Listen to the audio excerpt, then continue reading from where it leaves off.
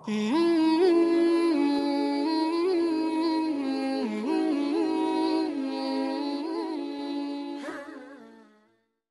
جوراب باندې مسح کول او دا ډېره اهمه مسله ده. موضوع باندې مسح کول دا خو اتفاقي مسله ده او غیر نظم چې څنګه به یو څنګه به نه موضوع خبره ده ټول مني.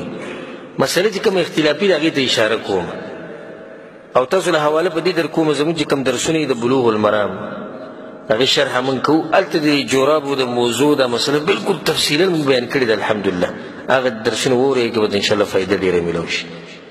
په جورابو باندې مسح کېږي او که نه کېږي. زه درته یو څو دلیلونه ښیم یو څو دا برتم په تادی کې ما راجمع کړي چې بس تاسو ته وښیم او که په دې باندې یو سړی قرآن او حدیث سره شوق او دا وایي چې زه قرآن او حدیث منمه په دې به زړه مطمئن کېږي انشاءالله.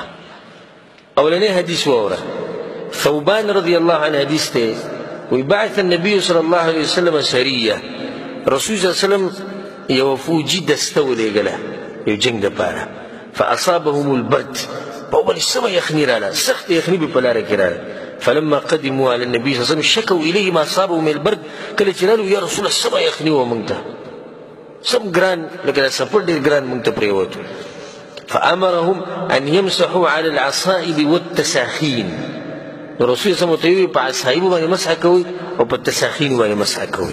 عصایب خو معلوم دي پټکی یعنی په پټکو باندې مسح کوي. والتساخین او تساخین هر هغه شي ته ویل کېږي چې خپه پې ګرمېږي هر هغه شي ته ویل کېږي چې خپه پې څه کېږي ګرمېږي. اوس صرف دې ځای کې دا ویل چې خپه په موضوع باندې ګرمېږي دا به ډېر ظلم نه وي. ولې دا خپه زه خو وایم چې د موضوع په د دې وړۍ نه چې کومې جورابې جوړې شي په دې ډېر ښه ګرمېږي په دې کې چې کومې پیړې جورابې راځي قیمتي غوندې په هغې د خپه ډېر ښه ګرمېږي. نو د دې حدیث نه د تساخین ټکي نه د جورابې ویسته دې لپاره یو دلیل پکار او دلیل پرې نشته. او دا حدیث امام احمد او امام ابو داود دوی راوړی ښه صحیح سند والا حدیثونه دا کوم حدیثونه چې زه وایم دا انشاءالله بلکل صحیح سند والا حدیثونه وي. دویم دلیل والا امام ابو داود امام ترمذي امام ابن ماجه راوړی مغیره بن شعبه رضی توضا النبي صلی الله علیه وسلم رسول صلی الله علیه وسلم اودس کو چاردانی کو ومسح علی الجوربین او په جوراب باندې مسح وکړه. د دې تفصیل ته ضرورت شته چې جوراب یې څه ته وایي څه ته نه وایي. دا بعض کسان وایي وایي دې کتابونو کې خو ډېرې خبرې لیکلي څنګه وایي هغه جورابې به چې په هغې کې مزل کېدی شي نو بیا مزل ذکر کړی دی چې دومره میله دومره ګزه دومره پکې سړی تلی شي په دې جورابو مسح کېږي دا یو شرط.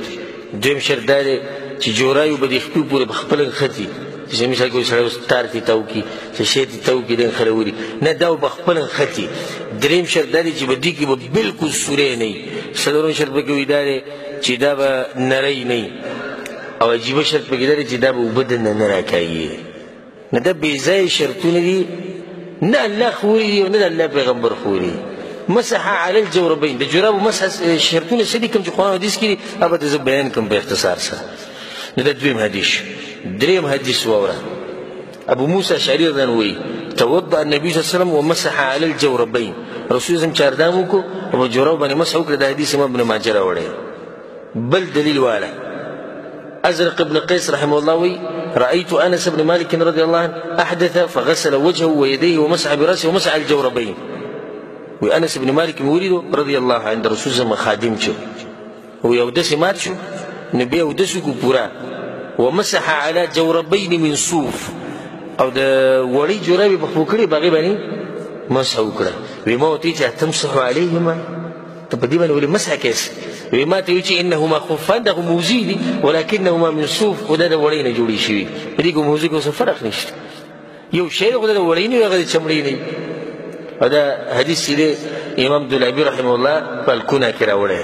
دا غینه بعد پنځم دلیل وایي عبد الله بن عمر رضي الله عنهما وی المسح على الجوربين كالمسح على الخفين. په جوراب باندې مسح کول دي چې لږه موضوع باندې مسح کول. امام عبد الرزاق امام ابن ابي شيبه دا حدیث راوړی. شپږم دلیل واوره او دا شپږ به پوری دا شپږم ډیر زورور دی.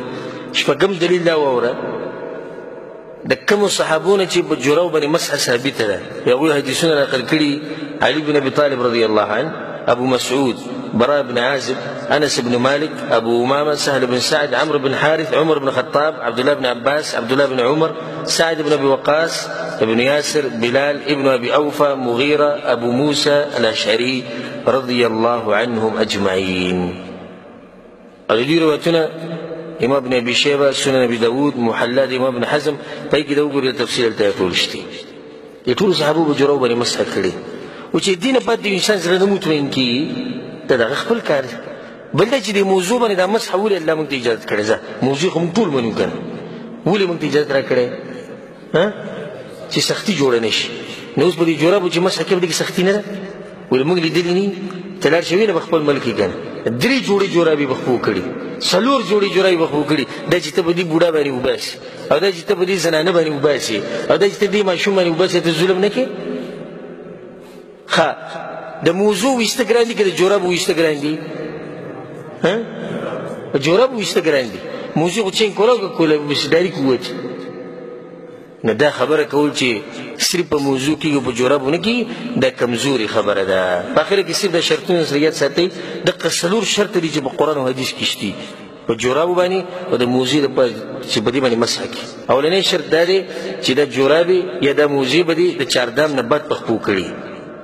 او حدیث کې درځي مغیر بن شعبه رضی الله عنه رسول الله صلی الله علیه وسلم یو په چاردام کو نو د خپوت چې ورسره فاهویتو نو زور کوشم چې د رسول الله صلی الله علیه وسلم د جوړابي لري کوم یا د موزي رسول الله صلی دعهما پریده فإني ادخلتهما طاهرتين ما چې کړه د موزي په خپو کولو نه د خپې ما انزلي وي یعنی اودس مو نه د اودس نه بعد چې جوړاوي په خپو کې به هغه باندې مسح کي. او چې یو سړی د اودس مات دی جوړاوي په خپو کړي بیا به مسح کوي مسح به کي نه کي ځکه چې کوم ټیم کې چې د جوړاوي په خپو کولو په هغه ټیم کې د اودس نه و. دویم شرط دا دی چې د جوړاوي یا د موزي به پاکي پلیتي به نه وي. اوس یو سړی دی چې جوړای به پوکړي دي چې موزي چې هغه پلیتي دي باید پلیتواله لګیدل چې پلیتي باید باندې څنګه مسح کی. دریم شرط دا دی چې د مسح به په هغه او د سمات کې کیږي چې د هغې د لاسه په انسان باندې صرف چاردام لازمي او غسل به نه لازمي. که د انسان او دس داسې مات شو چې په ده باندې غسل لازم شو نو غسل کې په جورابو یا په موضوع باندې مسح نشته. جوړاو باندې یا په موضوع باندې مسح د چاردام چې کله به انسان باندې لازم شي په دغه اودس ماتې کېږي. څلورم شرط چې دغه دا دی چې د مسح په جورابو باندې یا په موضوع باندې دا به په دې مدت کې دننه وي او مدت چې دی د مقیم دپاره څو دی ورځ او شپه یو ورځ یو شپه او د مسافر دپاره 3 ورځې او 3 شپې. دا یو څو شرطونه دي چې دا په قرآن کې راغلي او په حدیثونو کې قرآن حدیث دا شرطونه ثابت هغې نه راوځي کوم شرطونه یې کمزوري خو صرف دومره ده چې دا مدت به د کوم ځای نه شروع کېږي. دا به د فایدې لپاره ذکر کړو. مدت شروع کېږي د اولنۍ مسح نه. اولنۍ مسح نه داسې یو سړی دی سحر 4 بجې جوړای بخپو کړي او داسې وکړو جوړای بخپو کړي او منزله لاړ